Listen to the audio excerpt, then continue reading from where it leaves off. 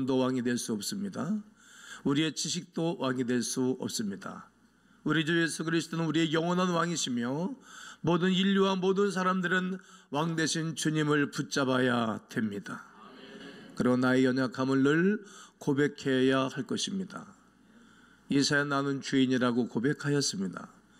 인간의 구원이 사람에게서부터 나오는 것이 아니라 하나님으로부터 주어지는 것을 늘 고백함으로 늘 나는 연약합니다. 우리가 몇 개월 전에 늘 한 달 동안 불렀던 찬양 중에 주여 나는 연약합니다. 오늘을 주를 위해서 살고 그런 늘 연약함을 한 달 동안 고백했던 찬송이 기억이 납니다. 구원만이 우리를 자유하게 합니다. 내 마음에 거치는 것이 없을 때 우린 당당히 그리스도 예수를 드러내고 나타낼 것이기 때문입니다. 그리고 나를 보내달라고 자원하는 것입니다.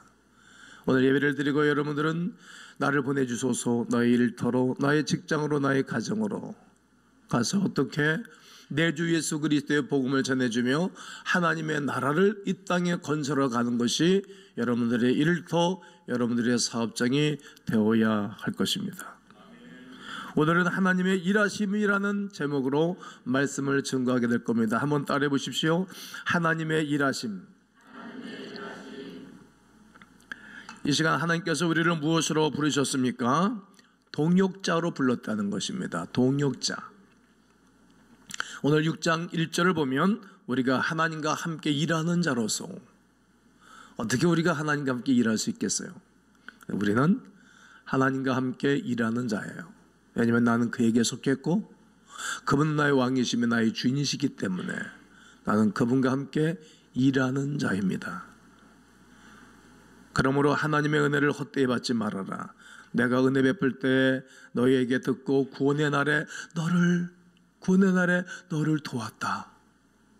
봐라, 지금은 은혜 받을 만한 때고 구원의 날이라는 거예요. 지금이 지나서가 아니라 오늘이 난 여러분들에게 그런 날이 되고 늘 이런 은혜가 있어야 하는 것입니다. 직장에 파송되어 구원을 선포하는 것입니다. 오늘 말씀 속에 세상 속에서 하나님을 드러내는 굿잡, 얼마나 놀라운 일인지 모릅니다. 오늘 본문 6장을 보면 사도 바울이 모든 일에 자원하여 하나님의 일을 감당했던 것을 고백하고 있습니다. 많이 견뎌야 했습니다. 그리고 성실히 수행했어야 했습니다. 그 직책으로 인해 겪는 일이 즐겁든 고통스럽든지 간에 전혀 상관하지 않았다라고 말하고 있습니다. 저는 오늘 본문을 묵상하면서 각자의 직장에서 여러 가지 직장을 맡은 성도들이 바울과 동일하게 적용할 수 있음을 저는 묵상하였던 것입니다. 직장에서 여러분의 직책을 수행할 때 어떤 상황에서도 성실히 감당해야 될 것을 말씀하고 있는 것입니다. 만일 그렇게 하지 않으면 우리의 삶으로 복음을 전하는 데 있어서 큰 장애가 될 것이기 때문이지요. 바울은 사도로서 하나님 나라 확장을 위해 분명한 목적과 원칙을 정해놓고 있습니다. 그리고 멈추지 않고 표대를 향하여 끝까지 달려가는 모습을 증거하고 있습니다. 지난주에 말씀을 증거했던 말씀처럼 빌립보서 3장 14절에 표대를 향하여 예수 안에서 하나님이 위해서 부르신 부름의 상을 위하여 나는 달려간다는 것입니다. 이것이 올바른 스탠스 아니겠습니까? 바울이 자신의 직책을 통해 주님을 드러내는데 어떤 목적과 원칙이 있었는지 살펴보도록 할 것입니다. 어떤 목적과 원칙입니까? 아무에게도 꺼리끼지 않게 하고 그 누구에게도 자기의 삶이 꺼리끼지 않게 하겠나라고 선포하고 있는 것입니다. 이 직분이, 내가 받은 이 직분이, 교회에서도 받은 직분, 그리고 직장에서도 받은 이 직분이 비방을 받지 않게 하려고. 직장에도 다 직분이 있잖아요. 직급이 있고 그게 비방을 받으면 이 관계가 소홀해지잖아요. 교회에서도 받은 직분이 있죠. 직분에 걸맞게 살아야 하는 것처럼 말이죠. 아무에게도 꺼리끼지 않게 하고 말해요. 복음을 증거하는 일에 꺼리끼는 일을 만들지 않으려고 노력을 했습니다. 당시 다른 사도들은 아마 교회에서 사례를 받았겠지요. 근데 이제 제가 다른 교회를 쭉 가보면 교회 분위기가 다 다르잖아요. 어떤 교회는 말씀 받는 자세가 좋고 어떤 교회는 말씀 받는 자세가 좋지를 않아요. 이것처럼 바울이 모든 교회, 바울이 쓴 편지들이잖아요. 다 고린도서, 데살로니가서, 에베소, 갈라디아서, 이게 다 바울이 써보낸 편지예요. 로마서. 그들의 상황이 다 달라요. 사람은 똑같지만 그들에게 맞게 편지를 써보내듯. 나는 어느 곳에 가서는 사례를 받았지만 어느 곳에 가서는 사례를 안 받았다는 거지요. 왜요? 이 교회 가서는 사례를 받으면 이 복음을 증거하는데 꺼리끼니까 안 받겠다는 거예요. 그래서 그는 장막 만든 일을 해서 자비량 선기를 했어요. 어려워도 안 받는 거예요. 힘들어도 안 받는 거예요. 왜요? 거기서 돈 받으면, 사례를 받으면 그 교회 성도들 중에 몇몇 사람들이 꺼리끼니까, 복음을 받아들이는데 장애가 되기 때문에 안 받겠다는 거죠. 복음을 전하는 일에 어떤 장애가 없기 위해서입니다. 물론 사례나 도움을 받는 것이 옳지 않거나 나쁘다는 얘기가 절대로 아니오시다. 하지만 바울은 조그마한 부분이라도 다른 사람들에게 비방을 받지 않기 위해 노력하는 것을 알 수가 있습니다.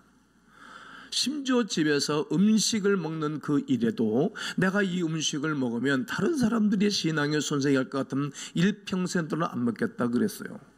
고기라든지 우상의 제물에 올려드렸던 이 음식이라든지, 이 음식을 먹으면 옆에 있는 형제나 자매가 신앙에 타격을 입고 손상을 입는 일을 하면 안 먹겠다.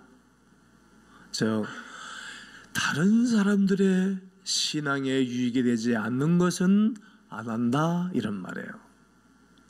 얼마나 다른 사람들을 배려하고 영혼을 사랑하는 그의 중심 속에서 흘러나오는 사랑이라 생각합니다.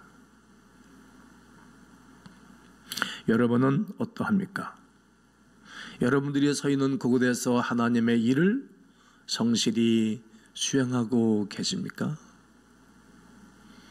여러분 사업장에, 직장에 옆에 있는 이들이 다 여러분 때문에 하나님 믿어야 되겠다, 예수께로 와야 되겠다, 그런 마음이 들게 하고 계시지요? 그러면 잘 사시는 거예요. 그게 칼병의 직업 소명론입니다. 여러분의 가족, 여러분의 문중, 여러분 때문에 다 마음이 감동돼서 하나님께로 오고 싶어하고 다 오고 계시지요? 그러면 사명을 잘 감당하고 계신 것입니다. 후배들에게, 부하 직원에게, 상사에게, 동료에게, 하물며 그곳에 들어온 청년들에게 롤모델이 되어주고 멘토가 되어주고 계십니까? 그러면 잘하고 계신 것입니다. 이렇게 한번 외쳐봤으면 좋겠습니다. 다 함께 따라해 보세요. 주여, 나에게 주신 자리가 최고입니다. 그렇게 고백하며 사십시오. 그는 또한 의의 무기를 좌우에 가지고, 의의 무기를 좌우에 가지고 살아간다라고 외치는 것입니다. 4절과 5절, 6절, 7절을 다 함께 한번 읽겠습니다. 시작.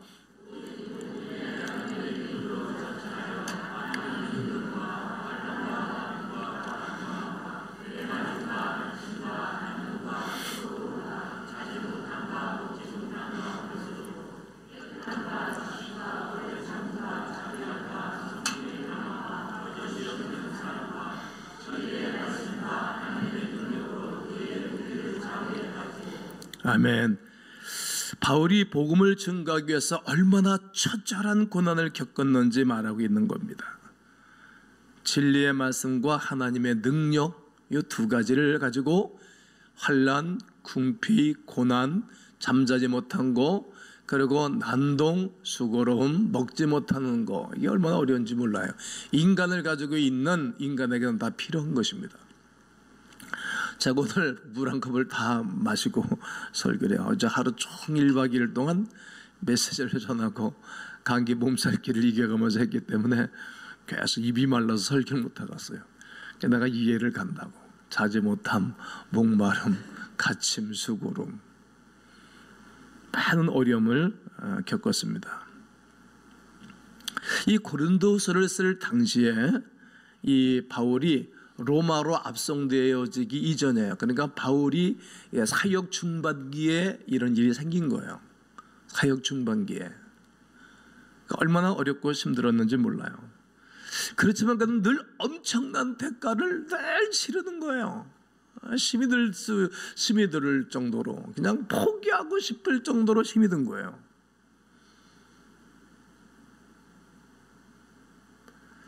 그렇게 어렵고 힘든 그 혹독한 상황 가운데서 신앙으로 이겨내는 거예요. 신앙으로.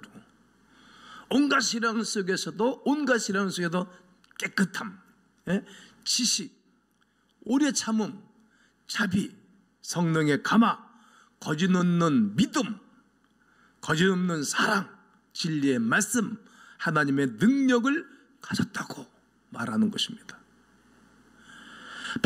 바울은 이런 연단을 통해 더욱 영적인 성숙을 얻고 뿐만 아니라 그 성숙을 의의 무기라고 표현하는 거예요. 이 성숙함을 의의 무기다. 무슨 사람을 짓분 가지고 억압을 하고 권리를 행사하는 것이 아니라 이런 힘든 가운데서도 신앙과 믿음을 지키면서 가졌던 그 성숙함이 의의 무기라는 거예요. 성도의 의가 무엇입니까? 여러분들은 어떤 것이 성도의 의라고 생각하십니까? 지식? 아닙니다. 얼마나 많은 것을 아느냐?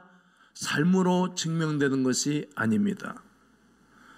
같은 영성으로 그리스도의 의가 드러나야 할 것입니다. 직장에서 여러분의 모습은 어떤 모습을 비춰주고 있습니까? 아마 불편한 일이 많이 있으리라고 저는 생각을 합니다. 시대 때도 없는 휴식 자리에서 성도의 생활을 지켜나간다는 것이 그리 쉽지는 않으리라 생각합니다. 거래처와의 미팅에서도 마찬가지 아니겠습니까? 많은 사람들이 이렇게 말하죠. 나는 교회 다니는데 뭐 이렇다고 지옥 가겠어? 그런 거 아니야. 나도 하나님 믿는데 다 괜찮아. 이렇게 적당주의로 적당하게 자기의 신앙을 약화시키는 분들도 계시지요. 우리 시대의 고난은 우리의 몸을 힘들게 하는 것이 아닙니다. 오히려 세상의 질서와 자연의 이치에 마음을 맡기라는 데에 있습니다. 위에서 지시하는 대로 한다고 해야 되겠습니까? 나의 윗사람이 하라고 한다고 해서 해야 되겠습니까? 그것이 성도의 양심에 옳지 않다라는 말입니다. 그러나 성도 여러분, 의의 무기를 좌우에 여러분들이 갖기를 주의 이름으로 권면합니다. 여러분, 힘이 들 거 알아요. 어려운 거 알아요. 그러나 거기서 지켜내고 신앙과 함께 믿음으로 살면 하나님이 여러분들을 붙잡아 주실 것입니다. 모든 것을 가진 자라고 외치는 것입니다. 오늘 8절부터 10절을 다 함께 한번 맞춰서 읽으시면 좋겠습니다. 시작.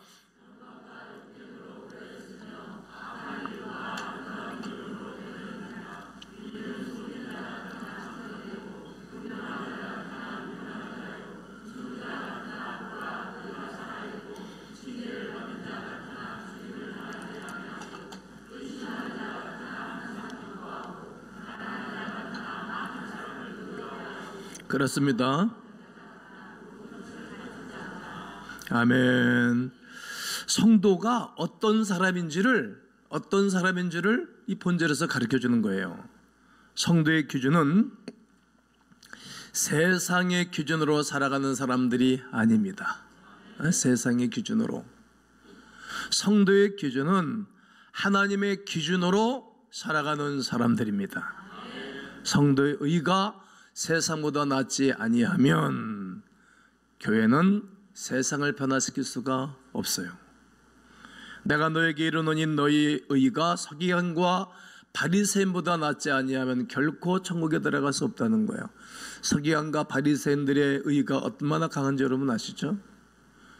613가지의 율법서를 재해석해 놓고 그들이 그대로 살아가는 거예요. 어기지를 않아요. 그들보다 낫지 아니하면 천국에 들어갈 수 없다는 거예요. 성도 여러분, 여러분과 제가 어떤 직업을 갖기를 원하시는 것입니까? 다 직업이 있지 않습니까? 직업을 가져서 단순히 돈만 벌기를 위해서 산다면 얼마나 인생이 처절하겠습니까? 부양할 가족이 있기 때문에 억지로 버티고 있는 것은 아닙니까? 그것도 뭔가가 좀 안 맞지 않습니까? 여러분과 저의 시선을 좀 높이셔야 될 것 같아요. 오늘 한 단계 오늘 높이시는 것입니다. 우리의 시선이 땅에 있으면 수많은 고난에 그냥 녹초가 되어버리고 말 것입니다. 그냥 이 땅에 있는 것으로만 우리가 산다 그러면 중간에 포기해버리고 간둬버릴 수도 있을 것입니다. 비교의 늪에 빠져들어서 우리의 삶의 하루를 버티는데 그 에너지를 다 소진시켜버리고 말는지도 모릅니다. 마태복음 20장인가 보게 되어지면 포도net이라는 품꾼들을 부르는 장면이 있어요. 모든 사람들에게 한 데나리온씩 싹을 준다는 조건을 걸고 이런 아침 새벽에 동이 트기 전에 와서 불어서 일하는 사람들이 있어요. 역시 노는 사람들이 많이 있어요. 세상에 장터에 가니까 노는 사람들이 많이 있어요. 오전에 또 부른 사람이 있어요. 그 사람은 열심히 일을 했지요. 또 여전히 장터에 노라리 하는 사람들이 많이 있어요. 정오에 또 불렀어요. 여전히 노라리 하는 사람들이 많이 있어요. 저녁에 해질녘에 부른 사람들이 있어요.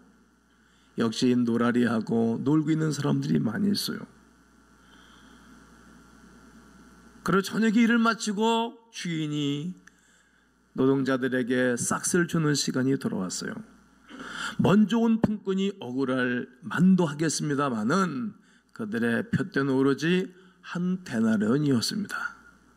그러니까 늦게 와도 똑같은 싹스를 박자 속이 뒤집어 버리는 것입니다. 즉 비교의 늪에 빠졌다는 거예요. 비교의 늪에 빠지면 사람들의 마음이 상하는 거예요. 비교하면 인생이 행복하지가 않은 거예요. 봉급에 대한 비교가 있다면 얼마나 힘이 들겠어요.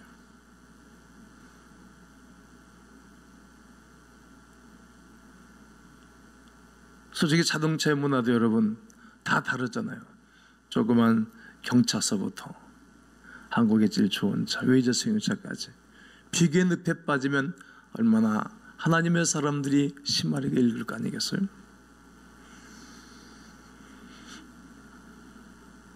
하나님 우리에게 말씀하는 메시지가 있어요. 비교의 늪에 빠지면 안 된다는 거예요. 성도 여러분, 우리는 이런 품꾼이 되지 말아야 됩니다. 하루하루 먹고 사는 데 급급하면 하나님을 바라보지 못합니다. 누군가가 이렇게 말합니다. 그럴 여유가 없습니다. 기도할 시간에 조금 더 일하면 조금 있다도 조금이라도 더 벌지 않겠습니까? 그러나 바울은 분명히 말합니다. 세상의 기준, 세상의 방법대로 세상의 시선으로 알 수 없는 성도의 승리의 비결이 있다고 말하는 거예요. 하나님이 부르신 그곳에서 자기에게 맡겨진 그 일을 포지션을 잡고 하나님 바라보고 사는 거예요. 그게 성도의 기준인 것입니다. 어떻게 사는 것입니까? 속이던 자 같으나 참된 자인 거예요. 여러분, 예수 그리스도께서 살아계시다고 말하잖아요. 그럼 속인다고 말하죠. 이게 참된 길이에요. 무명한 자 같은 유명한 자, 우리가 무명한 자 아니겠어요? 우리에게도 보면 예수 믿고 교회 안 왔으면 정말 그렇게 살 분들인데 유명한 분들이 많이 생겼어요.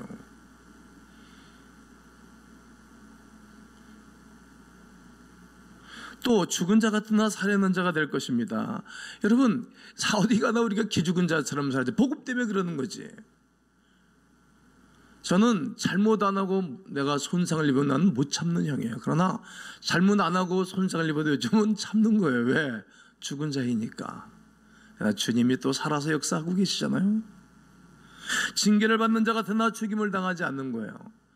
직장에 가서 상사나 옆에 있는 사람들이 별 얘기를 다 해도 그냥 믿음으로 사는 거예요. 양옆에 좌우에 낯선 검을 가지고 사는 거예요. 죽지 않아요. 하나님이 함께하기 때문에. 근심할 일이 많이 있어요. 그러나 항상 기뻐하는 거예요. 교회와 개인 사이에 어려운 문제가 있었잖아요. 그때 근심이 되죠. 나 그때 주님을 붙잡으면 감사하고 역전하고 막판에 뒤집는 하나님의 역사를 수없이 경험하잖아요. 그래요. 우리의 삶 가운데 근심하는 일이 생겨요. 그러나 감사할 일로 바뀌어주시는 것입니다. 가난한 자 같으나 많은 사람 부유하게 하는 거예요. 여러분, 제가 물질이 많아서 성도들 부유하게 하는 건 아니잖아요. 몇몇 사람들 물질에 도움은 줬지만 물질 도움 받은 사람 치고 교회 생활 제대로 하는 사람 하나도 없어요.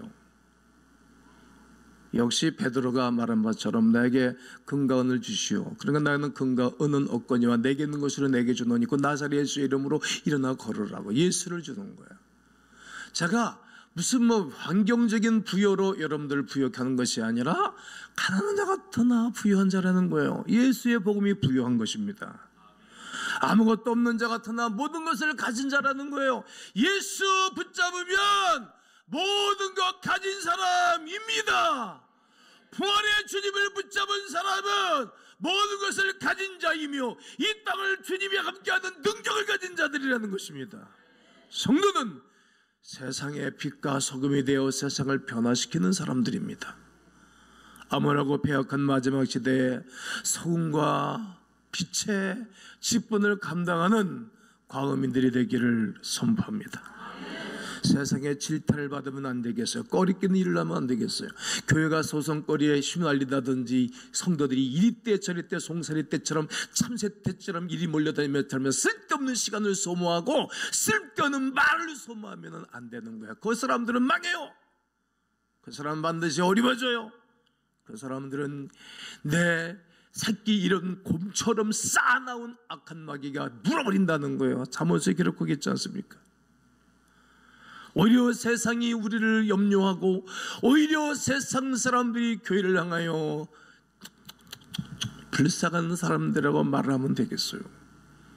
아무리 똑똑한 말이라도 이것이 손해가 되는 일이라면 말을 하면 안 되고, 아무리 의로 보인다 할지라도 이것이 하나님 나라가 손상을 입는 일이라면 절제할 줄 아는 사람이 바울의 삶이고 성도의 삶이라는 것입니다.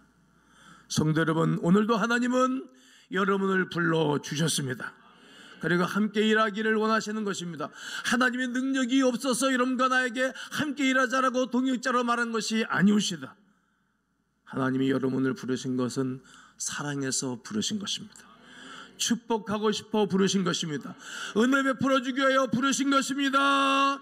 여러분을 통하여 놀라운 일을 계획하신 하나님을 다시 눈을 크게 뜨고 위를 바라볼 줄 아는 하나님의 사람들 되셔야 됩니다. 아무에게도 꺼리끼지 아니하게 하시고 의의 무기를 좌우에 가지시고 모든 것을 가진 자 예수 그리스도와 함께 세상을 향해서 나가시고, 그리고 직장 속에서 사업장 속에서 하나님의 자녀로 살며 내 주변 사람들에게 이 복음이 증거되어져서 하나님의 나라를 건설하는 예수의 사람들 되시기를 주의 이름으로 축원합니다.